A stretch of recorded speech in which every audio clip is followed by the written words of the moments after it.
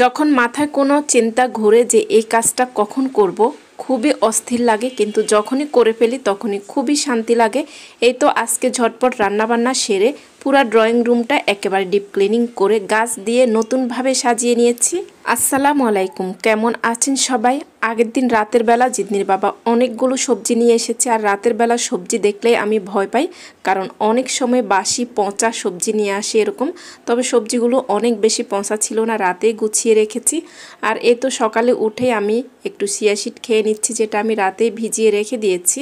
কিছুদিন থেকে শরীর মন একেবারেই ভালো নেই। যাই হোক, মন খারাপের কথা আর আপনাদের সাথে শেয়ার করতে চাই না। এখানে রান্নাঘরে এসেই প্রথমে কিছু গুছিয়ে নিচ্ছি, মানে খুবই এলোমেলো আর নোংরা হয়েছিল আমার রান্নাঘরটা, কারণ বেশ কিছুদিন থেকে মন খারাপ, শরীর খারাপের জন্য ওভাবে রান্নাবান্না করিনি। কোনো রকম যেটা না হলেই নয় ওইটাই করে নিয়েছি। এখানে প্রেসার কুকারে আমি পেঁপে সেদ্ধ বসিয়ে দিয়েছি, যেহেতু অনেকগুলো পেঁপে এনেছে, এগুলো খেয়ে শেষ করতে হবে। আর সেদ্ধ আটার রুটি বানিয়ে নিচ্ছি। আটার রুটি আর পরোটা ফ্রোজেন ছিল, সবগুলোই শেষ হয়ে গিয়েছে। আর এই তো সেদ্ধ করে পেঁপেটা খুব ভালো করে আমি এখন ভেজে নিয়েছি। বেশ কিছু পরিমাণ ধনিয়া পাতা দিয়েছি। এই ভাজিটা শীতকালীন সময় খেতে অনেক বেশি ভালো লাগে। আর এই তো প্রথমে আমার মেয়েকে রুটি সেঁকে দিয়েছি, সে কোচিংয়ে যাবে, যদিও এটা আজকে শুক্রবারের ভিডিও ছিল।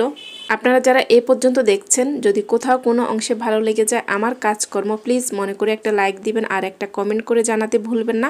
এই তো আমাদের নাস্তা রেডি হয়ে গিয়েছে। নাস্তার পরপর এখানে আমি বেশ কিছু মাছ ভেজে নিচ্ছি, মানে রান্না করব, তরকারি আবার একটু ভুনা করব, সব ভেজে নিয়ে চুলা এবং চুলার চারপাশটা আমি অফ ক্যামেরায় মুছে নিয়েছি, কারণ মাছ ভাজা করলে তেল চিটচিটে পড়ে চুলাটা অনেক নোংরা হয়ে যায়।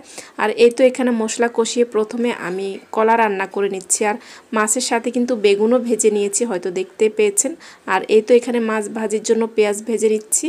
প্রথমে ভেবেছি বেগুন আলাদা করে ভাজি করব, পরে ভাবলাম বেগুন আর মাছ আজকে একসাথে ভেজে নিয়ে দেখি কেমন হয়। খাওয়ার পরে কিন্তু সবাই ভালোই বলছে অনেক বেশি মজা হয়েছে। মানে শর্টকাট করে নিয়েছি আর কি, দুটা আর আলাদা করিনি। একটু মাখা মাখা হলে বেশ কিছু পরিমাণ ধনিয়া পাতা দিয়ে নামিয়ে ফেলবো। ওই দিক দিয়ে কলাটাও হয়ে গিয়েছে, আর অনেক রোদ উঠে গিয়েছে। অনেক শীত আসার আগে বাসার সব কিছু আমরা শুকিয়ে নিচ্ছি। এই যে জিদনির বাবা ছাদে গিয়ে এগুলো শুকাতে দিয়েছে, মানে তোষক বালিশ সব কিছু শুকিয়ে নিচ্ছি। আর ওই যে আজকে আমি ড্রয়িং রুম একেবারে ডিপ ক্লিনিং করব। এই যে দেখতে পাচ্ছেন, ময়লা দেখা যাচ্ছে না ক্যামেরায়, কিন্তু এই যে সাদা সুপার কাভার, এগুলো অনেক ময়লা হয়েছে। ওই কভারগুলো চেঞ্জ করব, তার আগে শোকেসের সামনে দিয়ে একটু গুছিয়ে নিচ্ছি।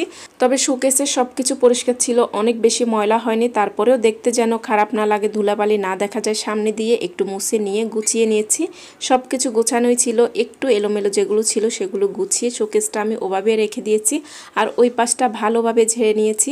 এখন এই সোফার কাভারটা উঠিয়ে নিয়ে গিয়েছি, আর সোফাটা ভালো করে ক্লিন করে ফ্লোর একেবারে ভালো করে মুছে নিয়েছি। অফ ক্যামেরা কিন্তু আমি অনেক কাজ করে নিয়েছি। এখন সব কিছু শুকিয়ে যাওয়ার পরে ওই যে আমার আগের যে সোফার কাভার ছিল সেগুলো বের করে দিয়ে দিচ্ছি।